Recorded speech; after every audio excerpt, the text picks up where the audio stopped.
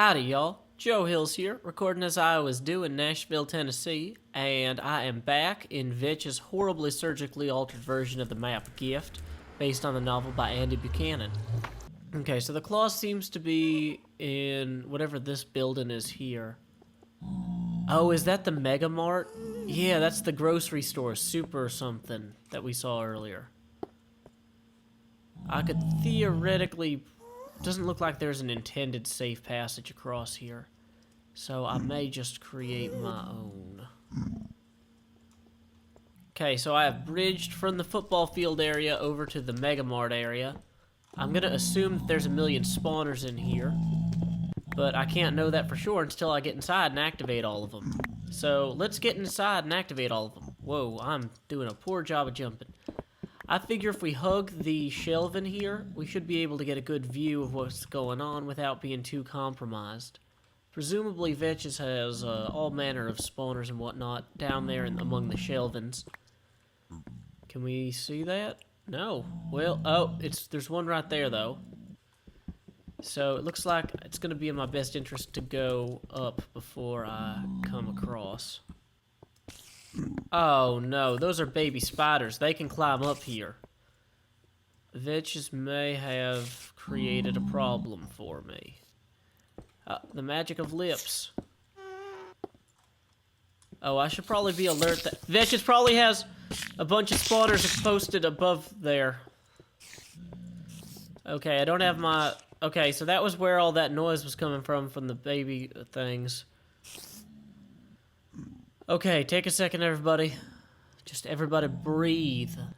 Everybody regroup. Gonna get our health back. Gonna eat a little bit of food. Okay, so it looks like compromising, getting up to the roof there, might have actually caused more problems for us. We're gonna have those baby silverfish raining down on us, while spiders fly up the walls toward us. Not an ideal situation. Yep, there's that. Guys, stay out of my way. You are the worst kind of silverfish because you are horrible. And, well, actually just because you are silverfish and I hate your entire kind. This is definitely a quieter fleecy box thus far. We don't have the traditional Vitches. Dang it, stupid silverfish. I'm just going to attack you because I don't think there's anything else you can spawn out of. Or is there? Well... This is looking to be a lot quieter than the traditional Vitch's fleecy box approach right now, but I'm not sure how long that'll last. The spawners we've run into so far have all been for baby silverfish and baby spiders. We haven't really run into the sorts of horrors that Vitch's likes to give us, like blazes and ghasts and mass. So I'm hoping that that's gonna, not happen until in the very least we get over there. So let's run over there and see what spawners... Activate blazes. Blaze spawners activate. Okay. Knowing that now... Oh, is this all wood? This is all actual wood. Okay, we don't have any time to waste on this one. Lights. Oh, we're not close enough. Vitch just put this too far out. Dang it. We need to not fall down there. Okay. This is going to be... every type of problematic. And we are dead. Dang it. I am back at the supermarket, and I'm recording this on the road to PAX East, so I apologize if the audio quality is a little bit lower than you all are accustomed to. I really would love to do a quality episode for you each and every time, but unfortunately being on the road, I must make sacrifices in order to ensure that your episodes are delivered. I must make sure to record every night.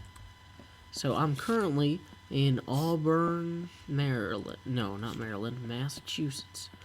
Which is famous for being about an hour outside of Boston. No, not really. But that's where it is anyway. And, Pigman, get out of my way. Get out of my way, Pigman. We have gotten the red wool, and we are going to run. We are going to run like we have never run before. We are going to be like the wind, except stealthier. We're gonna be like... What else is fast? Tom Petty, but NASCARier, but Richardier. Richardier. We will be like a Richardier Tom Petty. Wow. Yeah, I've been driving a lot today. My mind is not necessarily all here entirely. But yeah, it's been a good day. We got to ride on the ferry. We got to eat some local pizza, which, you know, being in Tennessee, you don't always get the best pizza. Let's see, what else did we do? But yeah, riding the ferry was kind of neat. We took the ferry from Port Jefferson over to, dang it, I should know this, Bridgeport, Connecticut. And I've never really done that before, crossed Long Island Sound in that method. I've never really crossed Long Island Sound at all. I came up with a great idea for a Lord of the Rings parody, which I will share with you now because I assume that you guys are interested in great ideas for Lord of the Rings parodies. The setting is Rivendell. You already riveted? You should be, because it only gets better from here. So, wow, I could have sworn I had a better way to cross. Oh, wow, that's not an ideal way to do this. So anyway, whoa, if that had all fallen out. Let's get the red wool out as proof that we've got it. I got a bunch of milk here just in case spiders decide to go at me like crazy, and, you know, they didn't, so that's okay too. Anyway, the setting is Rivendell. Gandalf has just declared, essentially, that the ring cannot be cast into the sea, as that would only temporarily hold off the rise of the Dark Lord Sauron. Not Voldemort for all you kids who read all them Harry Potter books, but no, Sauron. And so, essentially, in order to permanently destroy Sauron, what must be done is the ring must be destroyed. Now, the only thing in Middle-earth hot enough to destroy the ring is, of course, the fires. The fiery, molten, magmic fires of Mount Doom. But outside of Middle-earth lies what is known as the sun. And so the idea is that the Rohirrim have constructed essentially a mechanical horse designed to take the Fellowship to the stars. Well, one star, their sun. That they might yet cast the ring into the sun, which would be a lot less stupid than, you know, bringing the ring directly into Mordor. And I hope that guy doesn't start shooting at me, because I'm trying to explain my Lord of the Rings parody. So anyway, most of it's just this kind of like psychological thriller, where everybody's kind of freaking out about the ring. You know, it's the same 9 people, except they're all on a spaceship, essentially, for 5 months, until they can pass close enough to the sun to throw the ring in. And guess who's stowed away? It's probably that little golem fella. Yeah, actually, it's the golem fella. I haven't worked all of this parody out, but there's the one shot from, like, The Right Stuff, where all the astronauts are walking toward the shuttle, and it's got, you know, all of the Fellowship walking toward the shuttle with their, like, helmets in hand, except some of them are really short because they're, you know, baby hobbits or whatever, or they're adult hobbits, which are, you know, practically as large as baby hobbits. Because I think hobbits are, you know, born practically fully grown. I'm really hoping those creepers there don't decide to come visit me. I've had enough explosions. Oh, it's about to be night time. Are you kidding me? Please don't do this to me. You know, I conquered the red wool. I did this, despite the fact that I've been driving all day, despite the fact that I'm exhausted, and now to have it taken from me by the onset of the night, in the same way that the orange wool was taken from me by the onset of Vetch's being a complete jerk and ruining my map by editing in TNT. Okay, this is the high quality audio recording you are gonna get when I have been driving all day for 2 days in a row. I should mention that, like, I drove from Nashville to Adamstown, Pennsylvania the first day, and then we drove out to Long Island to visit Stony Brook University. Why is the map doing that? Wow, that was super freaky. Anyway, we drove out to Stony Brook University on Long Island, then took Port Jefferson across the ferry to Bridgeport, then drove up through Connecticut. You know, one thing that's interesting about the backcountry of Connecticut is it looks a lot like the backcountry of Tennessee. You know, same basic foliage and everything.